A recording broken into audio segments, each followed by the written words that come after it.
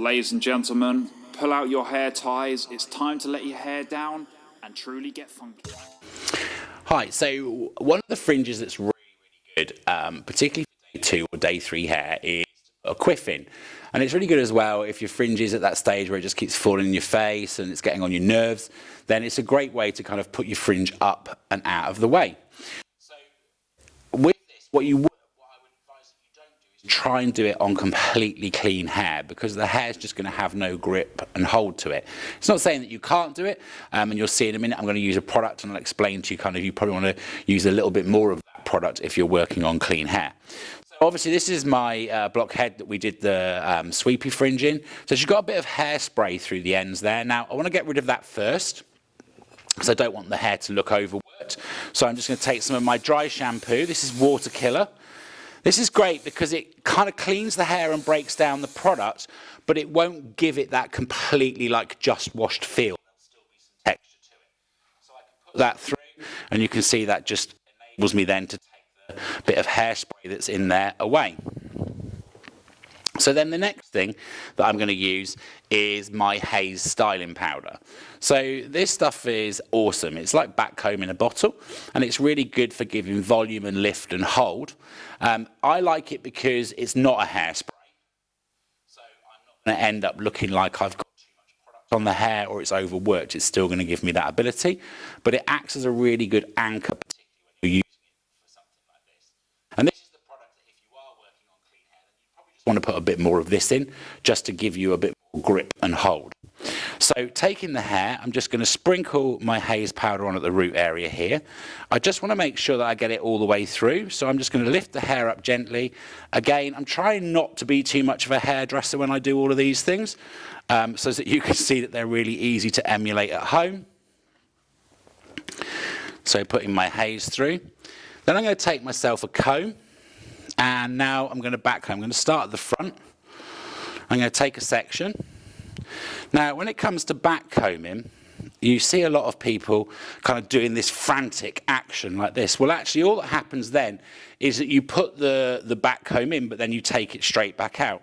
So when you're backcombing, hold the hair, and then be really forceful. Tell the hair that it's going down. So you can see here, I'm just taking my comb out, lifting up, okay, and working back up, allowing some of the hair from the end to come down, because that's what's causing the base. And there's my base. So you can see there that I've got lots of nice lift. That's going to brush out easily in a moment. Take another section.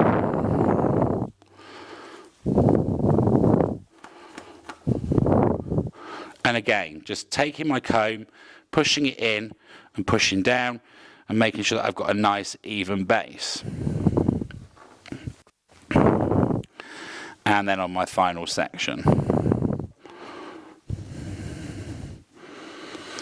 So you can see now I've got lots of lift in there already. Now I know it looks kind of like it's a bit all over the place, but then what we're going to do is we're going to take a bristle brush. This is my dressing out brush, but you can use any kind of soft bristle brush really that's going to allow you to work the hair, Mason and Pearson, any of those.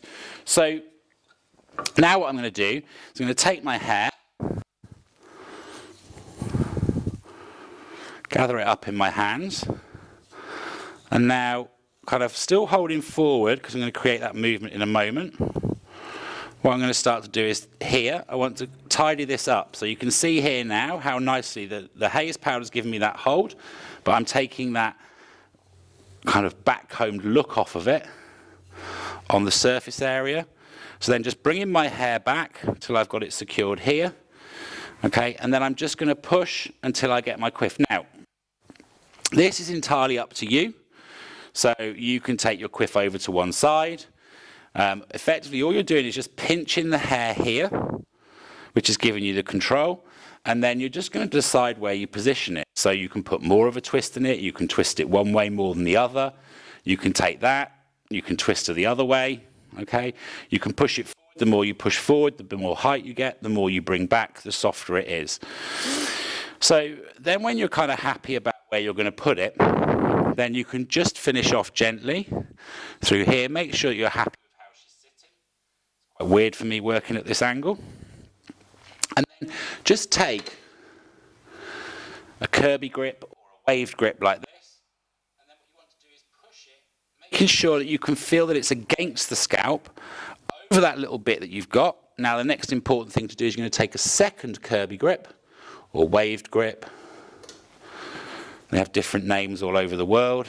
And then you're just going to cross that over. So same action again, pushing in deep, but you're going to cross it over. So you want to make sure that you pick up your other pin, because that's what's going to secure it, and push that across. So that's now secured in there tightly. And then on this bit here, you can now see that you can really, because that control's in there, you can position this and move this around where you want it. And if you want to put a more of a finish on it, then just take your hairspray like your Builder's Paradise, spray that up. Now remember, you want to spray in the direction that you want the hair to go. And then taking my Bradford brush again, just gently combing this in, okay, repositioning it and tidying it up.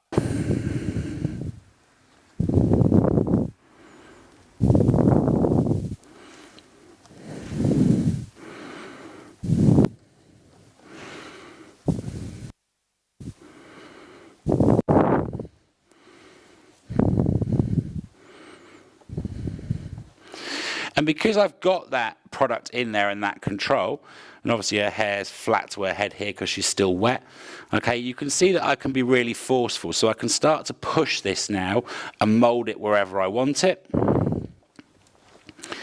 And she's really not going anywhere. Now, it's probably very likely that you're going to have some of these flyaway. You can see here I can just gently take those in now because I've got that foundation in there. Okay, I am able to really manipulate it. Now, obviously, she's going to look a little bit odd because she's got her hair like wet and everything. But if you imagine that you've got a ponytail in this, or that you've even taken it to the side, it's a really great way to keep grown-out fringe out of the way. Now, I hear you say, well, kind of, what happens if you feel like, oh, it's not where I want it, I want to start again?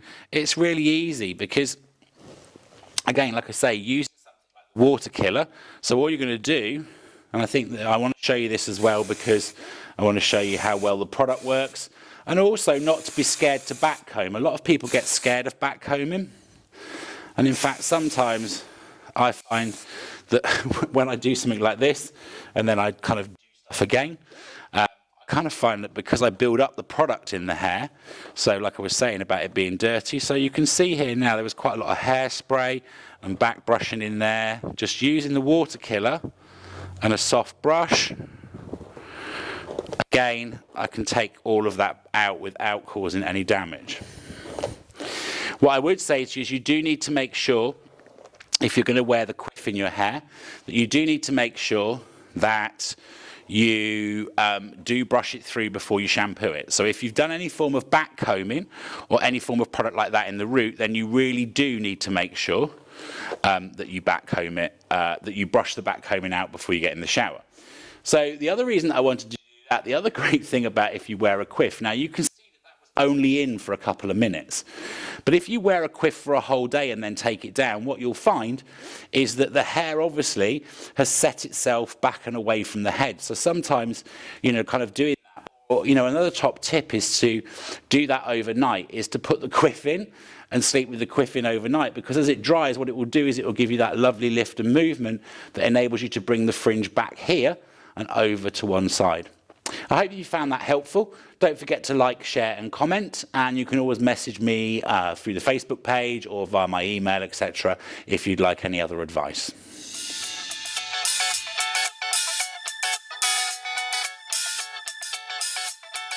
Let your hair down.